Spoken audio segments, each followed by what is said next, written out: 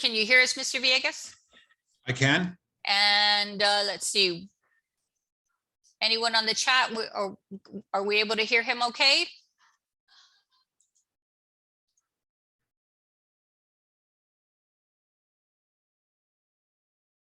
Yes, okay, we got a thumbs up, Mr. Villegas. So I will put myself on mute and let you take it away. All right, well, thank you so much. I appreciate the Hispanic Chamber inviting me to speak on this really important topic this morning.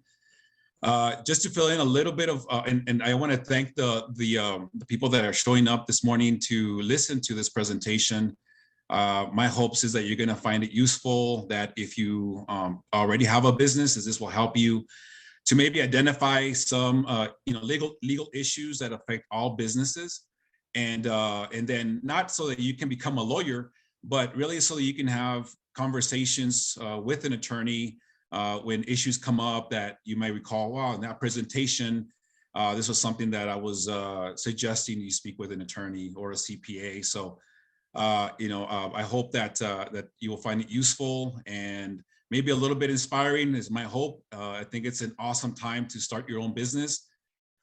Just to fill in a little bit of my background, I went into business for myself about 12 years ago. This is during 2009, and the economy was terrible and there wasn't a lot of business transactions going on. I'm a business lawyer, I'm a real estate lawyer, and so there wasn't a lot of transactions happening when I went on my own, but I really just felt it in me to go out and not work for anybody else, and really just kind of call my own shots. And I felt like I had a calling to help people, business people, small business people. I used to work for a bigger law firm, and some of the clients that I serve now would probably not have been clients that we would have served at the bigger law firm. And so I enjoy what I do. I like working with small business owners, people that are barely starting, or they've been in business, but now they're trying to get to another level and don't know exactly what to do. So that's really my passion. I enjoy it very much. And I was very happy to be invited to speak here this morning. And so I hope that you'll find it useful. At the end, I'll leave some room for questions. And so I hope that you enjoy the presentation. And I'll go ahead and launch my my website. I'm sorry, my presentation, so you can follow along. So just bear with me a minute. So like I said, this is really a presentation meant for small business owners or individuals that are thinking about starting their own business. These are some things that you should consider from the legal standpoint. And so you can have conversations with your lawyer. Okay. So first thing is choosing a business entity. So what options do you have when you're starting a business? This is probably the most common question that I have as a business lawyer when somebody's trying to start a business. Because they know there's different options in how to form their business. So there's assumed name certificates or DBAs. This is basically the way that you're going to market yourself, market your business to the marketplace. And so you're going to choose a name. And so these would be something that you would register with the county. And it's a business name. It does not contain. So when do you need DBAs or assumed name certificates? These are the times that you need them. If your business does not contain your last name or the name of partners. If your business name suggests that there are other owners, like for example, Villegas and Sons would be something that I would have to register and get a certificate because it's not just my last name, but it infers that I have other people that are going to be with my business. And then the entity name is different from the storefront name. And when you do form a business, you do register it with the Texas Secretary of State if you decide to form it other than a sole proprietor, and I will get to that in just a minute. So what type of business entities are available to you and which one's the best one for you? So we have a sole proprietor, and sole proprietor is really the simplest and most common type of entity. It's formed when an individual goes into business for themselves. And this is very common, especially here in El Paso. Once you start doing business and getting clients or selling products, then you're automatically a sole proprietor, okay? And the business and individuals are one and the same. So you and the business as a sole proprietor there is no legal distinction between you and your business. You're one and the same. And this is very important for liability purposes. And with respect to income, again, you and your business are one and the same. So the income that you're going to earn, you're going to be reporting that on your personal tax return. There's general partnerships, and that's formed when 2 or more people go into business. And the partners, one drawback to a general partnership is that the partners are going to be personally liable for the liabilities of the business. And at each of the partners will be entirely responsible for the debt. So if one partner can't pay, then the other partner is going to be responsible for the entire debt. By law, partners owe each other a duty of loyalty and fair dealing. Each partner's share of the business income is taxed on their individual tax return. So at the end, when the profits are calculated, depending on the partnership percentages, that's what each individual is going to report on their tax returns. Tip: always have a written partnership agreement. You know, there's a lot of agreements that you can do verbally, but at the end, what's really going to matter is what's written. So you do not want to have something that may come up later that you didn't put into an agreement. Corporations, those are formed by filing articles of incorporation with the Texas Secretary of State. Corporations, they have to follow pretty strict formalities. You do have to keep good records, log in whenever you have meetings to record minutes of the shareholders, of the board of directors. So it's pretty strict in order to maintain good standing with the state. And in case there is a lawsuit filed, you want to make sure that all of your records are correct and that you've been logging all of your meetings, because if an issue comes up later that an action of the corporation is questioned, then you want to make sure that you have proper documentation for that. Now, there's 2 types of corporations. There's C corporations and S corporations. And those 2 distinctions are really for tax purposes. A C corporation, income of the business is taxed on the corporate level. That means that the business itself is going to pay taxes. It has to prepare its own tax return. Income of shareholders received from the corporation taxed at the individual level on their personal returns. The corporation is subject to a Texas margin tax, or otherwise known as a franchise tax. And usually not the best choice for a small business. C corps are really for larger businesses with more employees and just a larger reach in terms of customer base. The other is an S corporation. Income is taxed not at the corporate level, only at the individual level. What that means is whatever income the company generates, it will flow up into the partners, and the corporation itself will not have to pay taxes. So you basically save yourself one level of taxation, which is a good thing. Also subject to the Texas margin tax or franchise tax. And in order to become an S corporation, you do have to file some documents with the IRS called an S corp election. And that is something that you should visit with your CPA or accountant or even a lawyer to assist you in making that election to make sure that it's done correctly. The other type of business is a limited liability company, an LLC. Now, these are very popular. They're very popular because the formalities that you have in a corporation are not present in an LLC. There is a little bit more relaxed in terms of formalities, but there are certain things that you have to do to make sure that your LLC stays in good standing with the Secretary of State. So the first, how do you form this LLC? It's formed by filing a certificate of formation with the Texas Secretary of State. You must keep good records and comply with management formalities. The owners, otherwise called members, are not personally responsible for the debts of the business. So that's good. That gives you liability protection in case there's a lawsuit against the company, then they can go after the person individually. Vice versa, if there's something happening on the personal side and the owners are sued personally, then they would not go after the company because the company is also protected under the liability protection. There's flexibility in tax treatment. I'm a tax preparer also, And so when it's time to do tax returns for our clients and they have their business under an LLC, it just gives us more flexibility in terms of how to report income and expenses. And so it just, there is some flexibility there, especially if you do like an S Corp election, or you're choosing to be taxed like a corporation. Again, that is something that you should discuss with your CPA or tax preparer.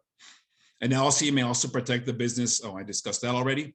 And I really like LLCs. I'm a big advocate for them just because they do give the limited liability protection that a corporation does, but it doesn't have those formalities that the LLC, that a corporation does. So here's tips before I move on to the next topic is, if you're thinking about forming an LLC or a corporation, if you're a sole proprietor at this time, if you've been running your business as a sole proprietor, or you're thinking about starting your business as a sole proprietor, that's really something that I don't recommend because there is, I guess, there's exposure in case the business gets sued. If you're a sole proprietor, then you're opening yourself to liability. That's one thing. And then also as a sole proprietor, if you, it's time to do your taxes, then there's not a lot of flexibility, not a lot of things that we can do as tax preparers to help you save on those taxes as you could if you were, for example, an LLC. What I see a lot, and I always advise potential business owners, is the internet makes it seem so easy to form your own LLC, and a lot of people do that. But there's issues with that because an LLC formation really is a legal process. You do have to do it correctly if it's going to give you that protection that you were seeking when you formed it in the first place.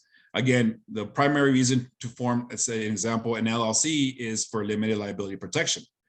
But if you do your formation incorrectly because you went online or you did not seek the advice of an attorney, then it's likely that you're going to do it wrong. And when you're going to discover that is when you possibly have a lawsuit on your hands, and now you have an attorney who's trying to sue you personally, and they're going to attack that formation. And if it wasn't done correctly, then now the liability that you thought you had, the protection that you had from liability, is not going to be there because you did not invest your money and your time to visit with an attorney to help you form that LLC correctly. So that's really, like, I'll get off my soapbox on that, but I believe that that's, investing in your business, especially when you're first starting out, you want to do it correctly, and your LLC formation is definitely the foundation for that.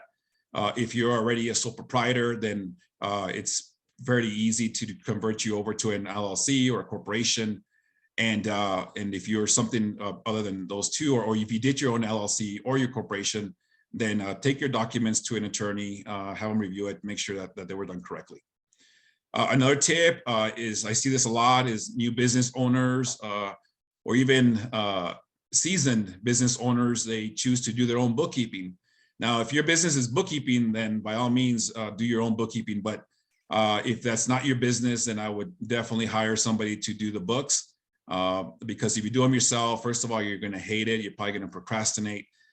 You won't keep your records the way you should, and it's going to affect you not only to run your business, because you're not going to have good numbers to rely on when you're making decisions like hiring people, or should we rent, or do we own a building. Those are decisions that you need to make that are based on good numbers. And the second is your tax returns. Now, if you don't have good numbers to begin with, then your tax return is going to be done incorrectly. And either you're going to overpay taxes or underpay taxes. Either way, it's not a good thing. So you want to make sure that you hire an experienced bookkeeper to help you keep your books, and also an experienced tax preparer to help you with your tax returns. Licensing and permits. Do I need a permit for my business?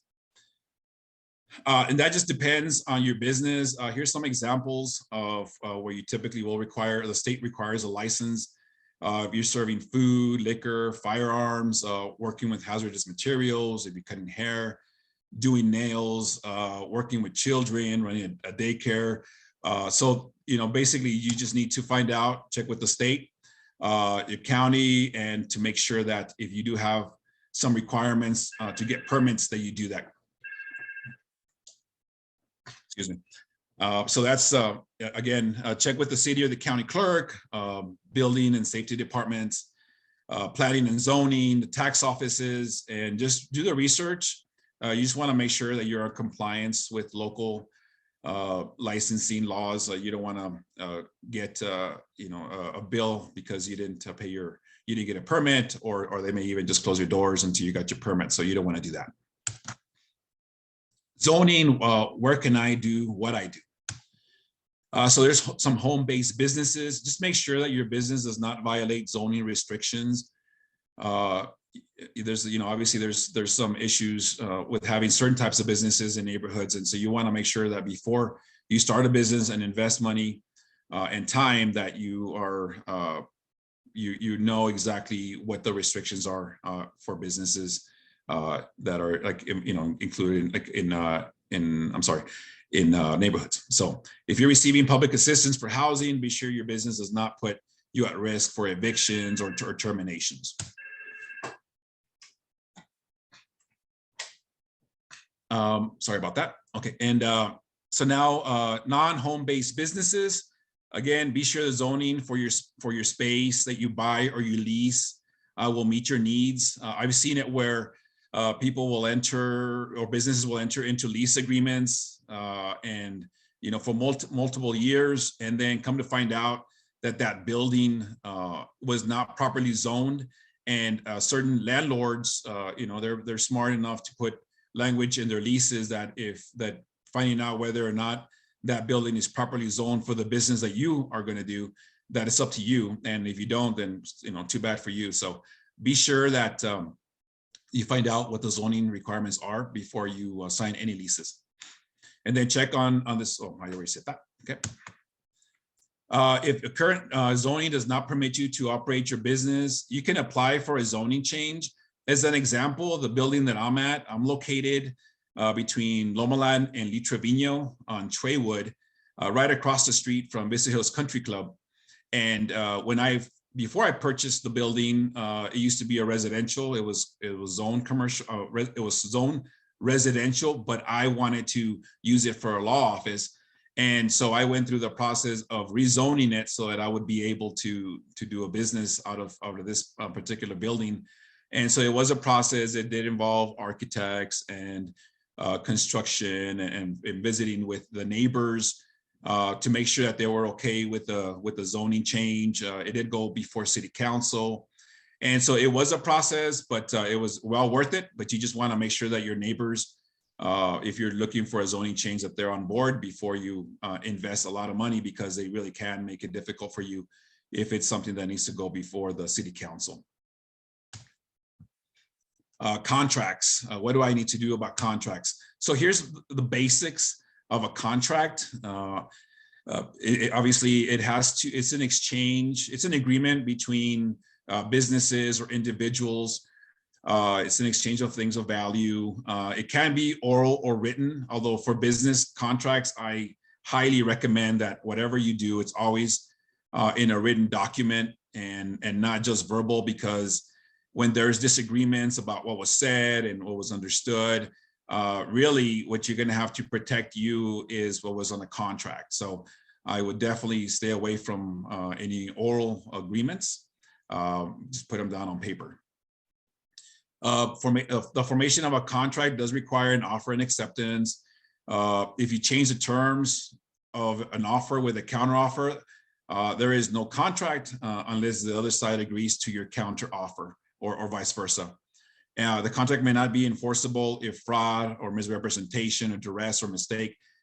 So like, for example, if there's a contract and a zero was left out or a zero was added, and now you go in from a $100,000 to say $1 million sale, of course, that would not be enforceable because there was a mistake there. And so you really couldn't hold somebody to that kind of a mistake. But again, just read the contracts very, very carefully and have an attorney help you with that.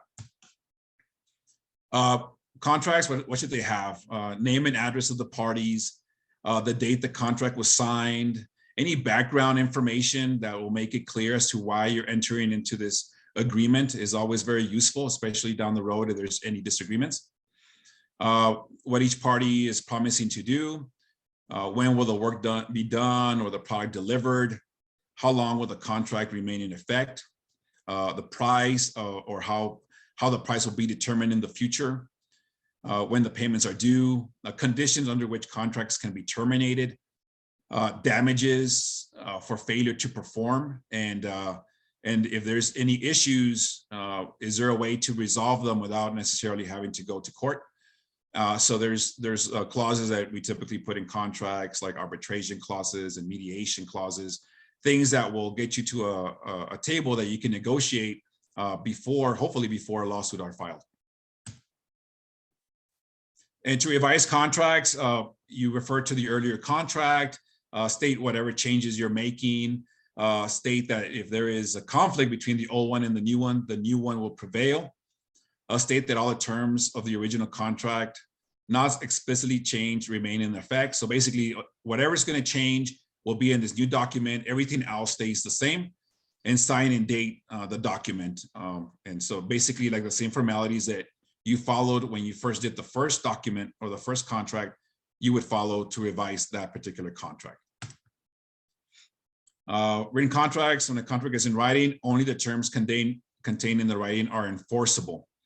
Again, if there's a dispute and there's litigation that takes place, the judge or the jury will focus really on the four corners of that document. Whatever's in the contract written is what's going to win the day. So you want to make sure that whatever is in the document, that it's understandable, that it's clear, any ambiguities that you make sure that you, if you have to reword them, just to make sure that everybody is on the same page as to what was the contract for.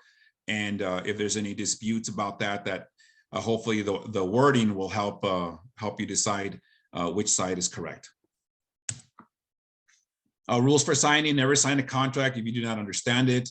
I would recommend that any contracts you run them by an attorney, a business, somebody who's responsible or whose practice focuses on contracts. Not every lawyer deals in contracts, and so you want to make sure that whoever you do hire, they are very familiar and experienced in contract review and contract preparation. Never sign a contract if you are not in agreement with all of the terms. I see that a lot where individuals sign contracts thinking, they just want to get the deal done and then they'll kind of figure it out later. But no, the time to figure things out are really before you sign a contract. And so you don't want to wait on that. Make sure that you understand it and ask questions. There's nothing wrong with asking questions. I think sometimes we feel shy or we feel a little embarrassed by asking questions, assuming that everybody knows what a particular clause means. And really, a lot of time people don't. So it's good to ask questions before you sign. Never sign a contract that does not contain all the terms of the agreement. And obviously never sign it without reading it first. I'm surprised how people will sign contracts and legal documents, never having read them, just sign on the dotted line. So please don't do that to yourself and to your business. Commercial leases. What do I need to know about commercial leases? A commercial lease is a contract between a commercial or a business tenant and the owner of the building.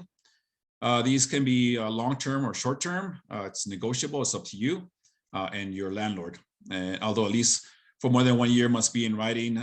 So most of these, like I said before, contracts should be in writing, and a commercial lease is a contract, so it should be in writing. Different rights and responsibilities apply to commercial leases versus residential leases. So there's a lot of differences. So and really commercial leases are just more technical, and there's a lot more words and phrases and paragraphs that are going to be very technical in nature because they were prepared by a lawyer. And so you want to make sure that you get a lawyer to review it for you before you sign. What are the elements of a commercial lease? Lease is a contract between a tenant and the landlord. The lease should identify both the tenant, who the tenant is, and who the landlord is. Be sure to determine who has the authority to sign the lease. Before you sign the lease as an individual or partner, be aware that you will be personally responsible for the rent. So earlier I spoke about liability protection if you're, say, an LLC, and it does give you limited liability protection so as long as you don't sign as a personal guarantor of any particular liability. When it comes to commercial leases, most, if not all, of your landlords are going to ask you to personally guarantee the rent. And so although you may sign it on behalf of the LLC, and the LLC is actually the tenant, they would probably ask you to sign and guarantee the rent in case the business is not able to pay the rents, that you're going to be personally liable for that. So that's not unusual, unfortunately. Use a pre-printed lease as a starting point. And if you do not agree with all of the provisions, then make the changes. The lease should state that the starting date and the ending date of the lease term. Negotiate for solutions to foreseeable problems. So think about what may happen down the road with your lease and put it in the document to protect yourself. Lease should identify the premises you are leasing with the map, survey, or drawing and specific square footage. So yeah, you want to make sure that whatever space you believe that you're leasing, that it's very clear, that it's documented on your lease, so that there's no ambiguity about, well, I thought I was renting 500 square feet and now I only have 350. Well, you want to make sure that everybody is on the same page of exactly how much you're renting. What are the elements of leases? Continued. Check for any restrictions on the use of the space on your lease. Again, you may be thinking that the lease will allow you to do whatever it is that you want to do in your space, but that is not the case. You want to make sure if there's any restrictions on the lease that you identify those and you discuss them with your landlord before you sign. Make sure the subletting provisions do not allow the landlord to unreasonably withhold consent to sublease. Typically, commercial leases will have provisions about subletting your space or a portion thereof. And so you want to make sure that if there's any restrictions on that, because if you never know the future, and sometimes subletting your space is something that's necessary, and you want to make sure you're able to do that without the landlord just giving you just a simple no. Negotiate the terms for improvements to the building and for what happens if the space is destroyed. And yeah, so that's something that you want to negotiate up front. Who's going to be responsible for making improvements, and if something happens with the space, what's going to happen? Are you still going to be responsible for rents, or are you automatically out of the lease? So those are things you need to have a good understanding of. Typical tenant expenses are utilities, telephone, internet, insurance, taxes, maintenance, and garbage. The typical landlord expenses also are utilities, insurance, taxes, the structural maintenance of the building, HVAC, the common areas of the property, elevators, for example. So some of these, like utilities, you may negotiate with your landlord, and then at the end, whatever you end up agreeing on, then that's the person who's going to be responsible for the expenses. Make sure that you agree with the terms covering real estate taxes, utilities, and the maintenance. Legal disputes in commercial leases, lockout or removal of doors or windows can occur for repairs, abandonment or non-payment of rent. Landlord must leave notice of where you can get the key. So if you stop paying rent for a period of time, sometimes your landlord is going to lock you out, but legally they have to tell you where you can pick up the key so you can get back in the building and hopefully get caught up with your rents and keep going with your lease. Utility cutoff can occur only for repairs or in an emergency. So your landlord cannot cut off your utilities because you haven't paid your rent, but they can cut them off if they're in the process of making some repairs or if some emergency occurs. Always look to your lease for any questions. Document any disputes that you have along the way. Those will be very invaluable to you if litigation ensues down the road. And put all complaints in writing and deliver in person or by certified mail to your landlord. Other I'll skip this. Let's see. Okay, so I did want to get to the employee versus independent contractors, and that's an issue that comes up really often when business owners are trying to decide, okay, is the person that's working for me, can I treat them as an independent contractor so that I don't have to pay their taxes, the payroll taxes, or do I have to treat them like employees? And so I hope that this will kind of give you a little bit of insight as to what to look for when you're trying to decide. So what is an employee? And employees are subject to the employer's control. Employer must withhold and pay employment taxes on employees. The employer must comply with labor laws. What is an independent contractor? Independent contractors are people who perform services for others, but who do not have the legal status as employees. Independent contractors are not subject to the employer's control. Employer must file Form 1099 miscellaneous if paid more than $600 to an independent contractor. So be very careful. Classify your workers correctly. If you classify an employee as an independent contractor, you can end up having to pay employment taxes with interest and penalties. If in doubt, check with an attorney or an IRS or with the IRS. Yeah, this is a big issue. Again, small businesses want to save on payroll taxes, and so they prefer to treat their workers as independent contractors. But the IRS has I don't know, about 20 items that they look at, 20 characteristics, and they see if you fit within those. Check off some of the bullet points on what would classify somebody as an independent contractor. And if you don't, then what they'll do is they'll reclassify them as an employee. And then now you're going to be charged for having to pay payroll taxes and penalties and interest. And the same with the Texas Workforce Commission, they do audits. And also if you're misclassifying your employees and treating them like independent contractors, then you're going to have to pay the taxes plus penalties and interest. So you want to make sure that you really have a good understanding of how you're supposed to classify those that work for you. Independent contractor tips: sign a contract with independent contractor. If you want to treat somebody an independent contractor, you want to make sure that with documentation, it's obvious that they're really in business for themselves and they just happen to be working for you as opposed to being your employee. So you would want to have a contract with the independent contractor. Arrange a flat fee if you can for the job, not an hourly or weekly rate. Independent contractors should be able to hire his or their own assistants and offer services to other businesses. So if they're just working for you and they cannot go work for your competitor, then that kind of makes it seem like they're more like your employee and not independent contractors that are in business for themselves. Independent contractors should have control over the project and provide his own equipment and materials. Independent contractors should provide his own insurance, business cards, invoices, etc.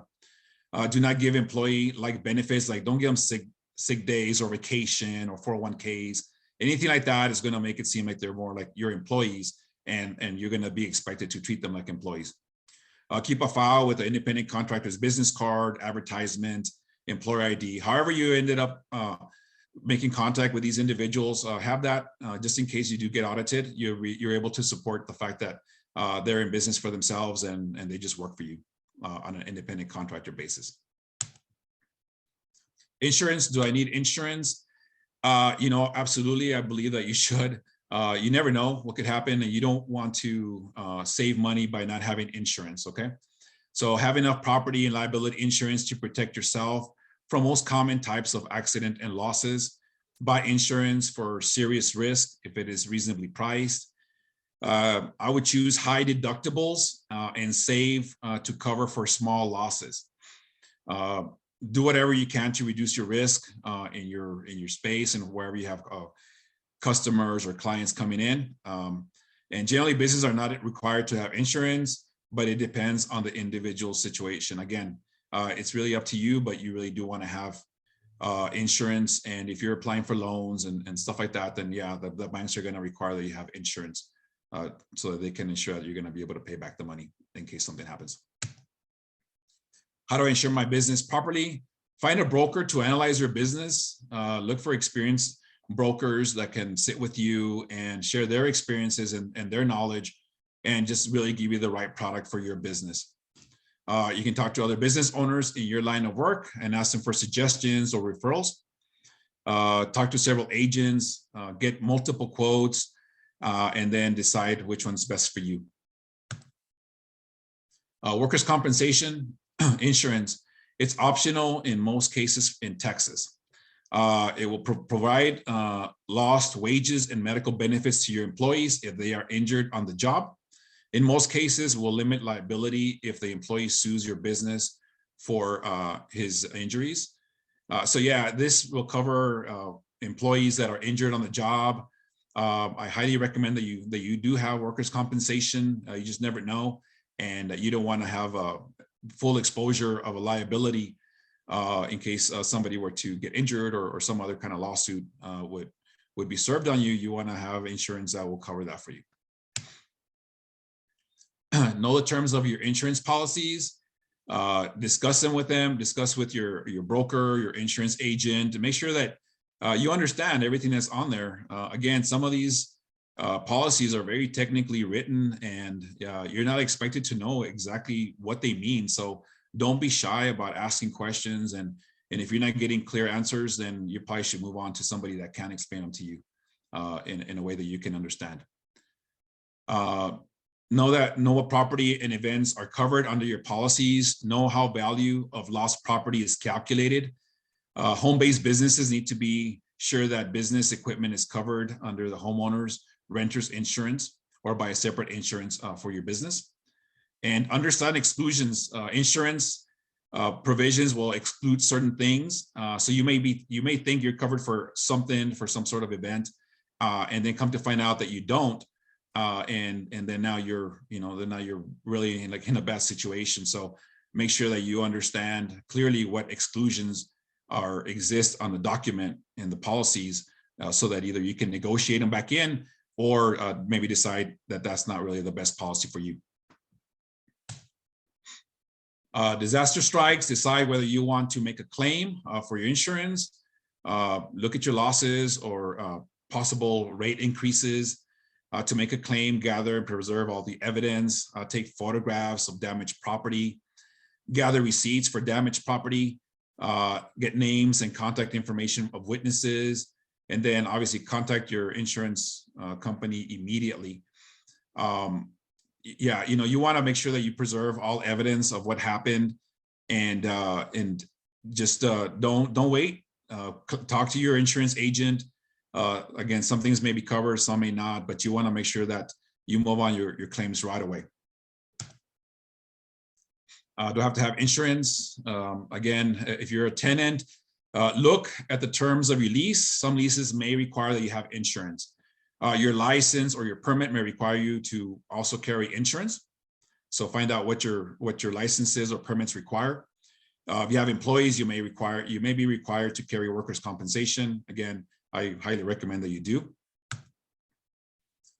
Taxes. Taxes is really such a comprehensive presentation, but I'm going to go through it kind of quick just to kind of give you some highlights.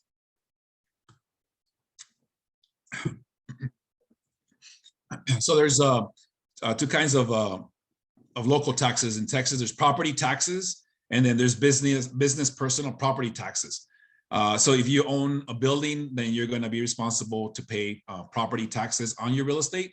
And you're also going to be responsible for paying taxes on like equipment, like computers and furniture and other things that help you to run your business. Business personal property taxes. If the business owns tangible personal property that is used to produce the income, then that's going to be taxable. Each specific local county appraisal district has a different rendition form, and that's just the form that you're going to use to state or to list out what your assets are in your business, and those are typically due on January 1st and March 31st of each year. State taxes, there's a sales tax, there's going to be a franchise tax or margin tax, and then state unemployment tax.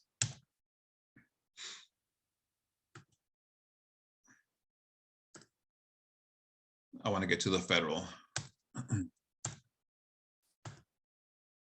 So federal taxes, there's three main categories of federal taxes: a self-employment tax, and these are taxes that are going to be paid to the IRS. So self-employment tax, and then there's employment taxes, and then income taxes. For a business, you do have to get your employer identification number, and that's just like a social security number for the business. And that's how you, when you prepare your tax returns, this is a number that you'll be using to let the IRS know that this is your business, and then this is the identification number when you file your tax returns. Before you pay taxes, you do have to get this EIN also to open up a bank account. Most banks are going to require that you have an EIN number for your business. Even if you're not required, again, it's a good idea to have an EIN number to differentiate it from your social security number. Again, when you're a sole proprietor, sometimes people will use their social security number as the company's ID number, and you actually should get an EIN number. An EIN is required for all businesses with employees and for partnerships and corporations. If your business is an LLC, you may need an EIN if there is more than one member.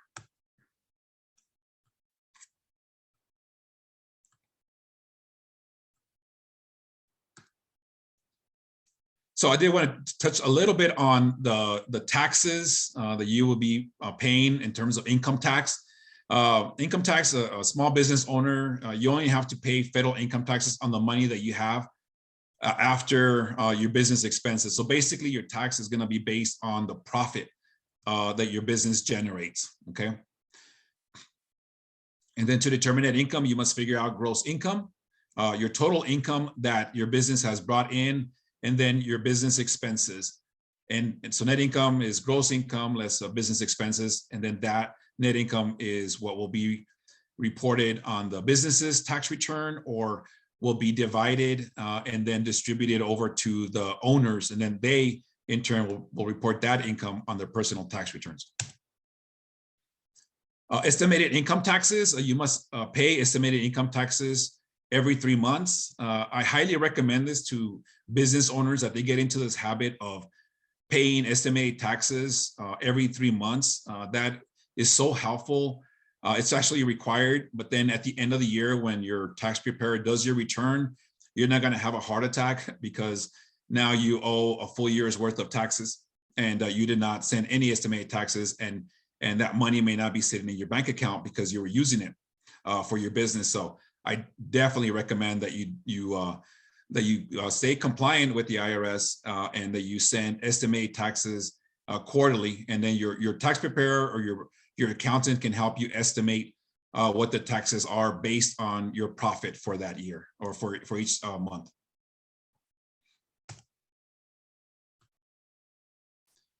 Certain business expenses that can be deducted for tax purposes. There's ordinary business expenses, there's depreciation expenses, startup costs, taxes, and shared expenses. And these are shared expenses with the owners of the business. Some ordinary business expenses would include advertising, truck expenses, commissions, payroll, office expenses, and taxes and licenses. Travel, meals, and entertainment are also allowed business expenses. There's depreciation expense.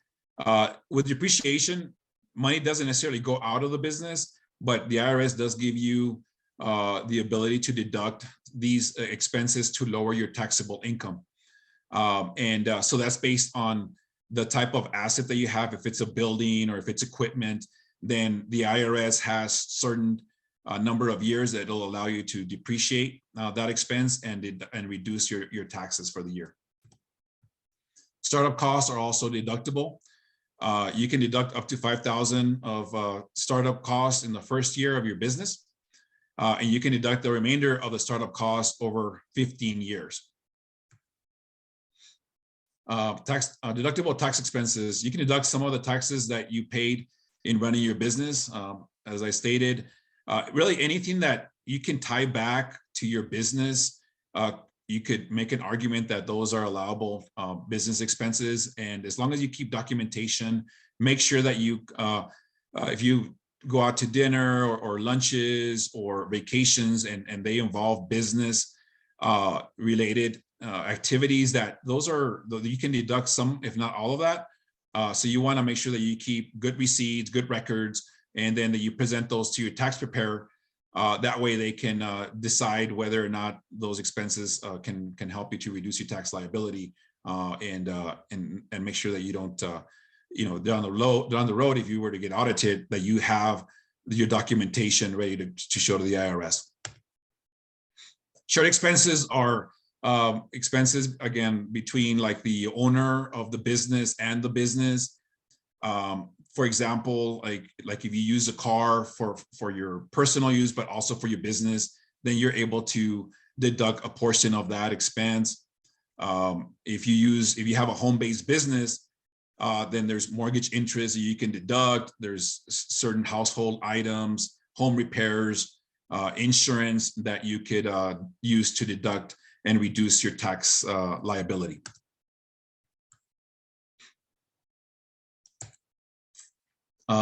I did want to talk quickly about the IRS audits. A lot of business owners are afraid of IRS audits, and so they tend to not deduct as many expenses as they should or as legally they can, because they're afraid that they may trigger an audit.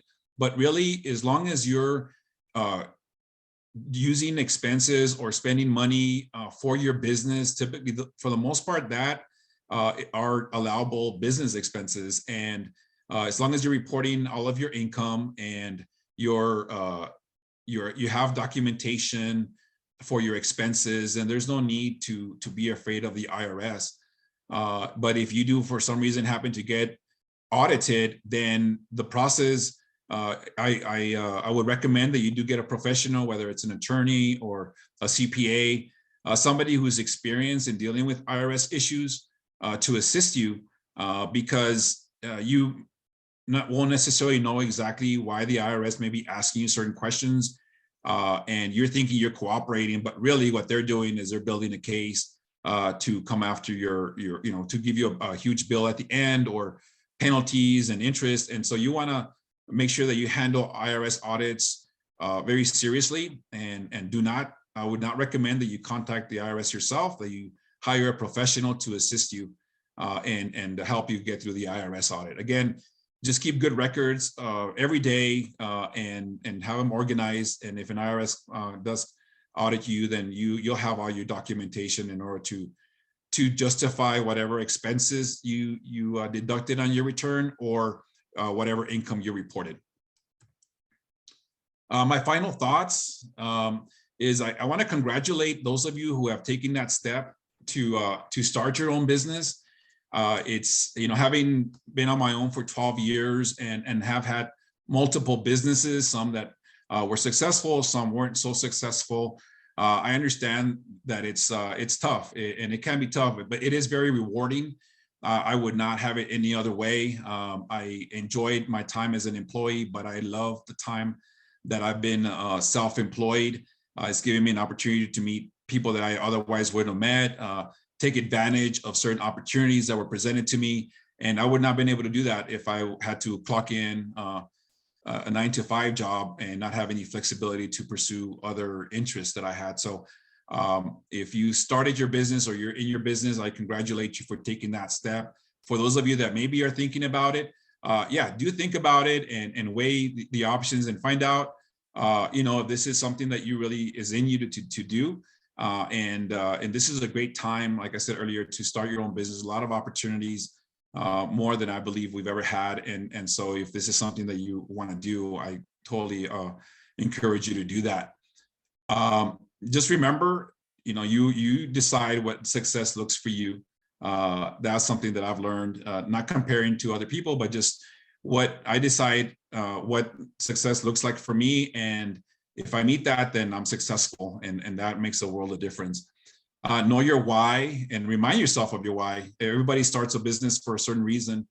And if you have a strong why, maybe it's your family, you're taking care of your kids, you want to put them to college, or is this something that, you don't want to have to rely on somebody to pay you, whatever your why is, that you just keep reminding yourself of that during the course of your career as an entrepreneur, because there's going to be times where things are tough and you're going to have to rely on that why to help you get through it. Keep God at the center of your business. That's just a tip that I learned throughout my, having my business for these past 12 years is initially I try to do it on my own, thanking God, but not really asking for help. And when I decided to start asking for help, it made a world of difference. And I was just amazed of how quickly he answered my prayers. So I want to wish you a prosperous 2022. I hope to see some of you in my office at some point. If I can be of service, please don't hesitate to call me, email me. I'm here to help you. And with that, I'll end my presentation, but I'm open for any questions you might have. Thank you, Mr. Villegas. That was a great presentation. At this moment, I don't see any questions being generated, but we wanted to ask you, have you noticed any trends since pandemic started as far as businesses opening, the types perhaps? What do you think? What I have noticed, of course, we had to shut down for a while, and we started to, we were focusing on people. We would do Zoom calls, or we would have, a lot of phone interviews with clients that I've never did before. And it really turned out to be a blessing, because now, I'm personally able to visit with clients or new potential clients that I never even see, but they're like across the state, there's another place. And I think that it really did open up the opportunity to be able to visit with more clients, because they don't have to leave work. They don't have to dress up to come and talk to me. We can get on the phone, and it just makes it very efficient to talk to potential clients, give them advice with clients that I have without them having to be disturbed in having to come into the office. Of course, I'm always happy to see them, but it really did and I think for a lot of businesses, we're having to redo or rethink of how we run our business, but I think it's a good thing. And in terms of businesses, I see a lot of home-based businesses popping up a lot more than I ever have.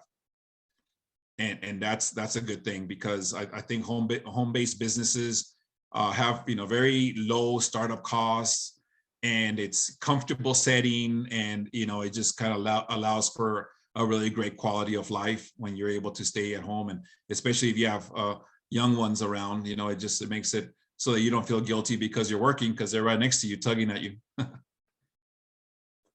That is definitely an advantage, and I think also a disadvantage, because I know when my children see me on the phone, or my grandchildren now, it's like, it's time to ask you questions. It's time to ask you to help with them with something, but that's right.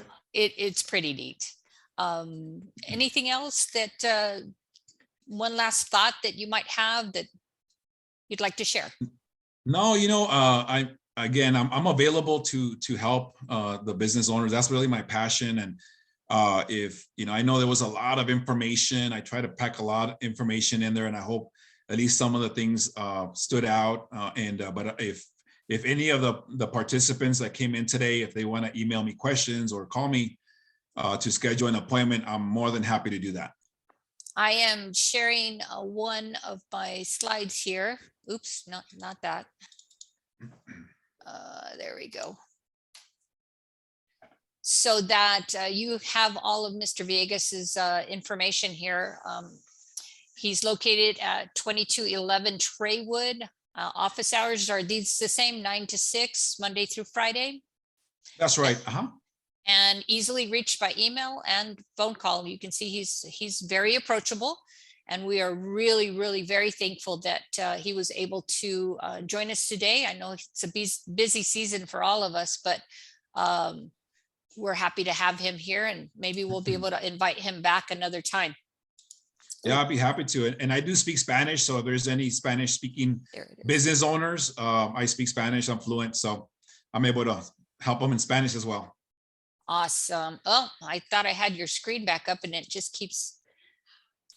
Let me go a little slower. I'll leave it up here for you all, just so that you can write down any information you might have. But I'm going to go ahead and sign off with Mr. Villegas. Again, thank you so much for your time. Thank you. Happy holidays. You too.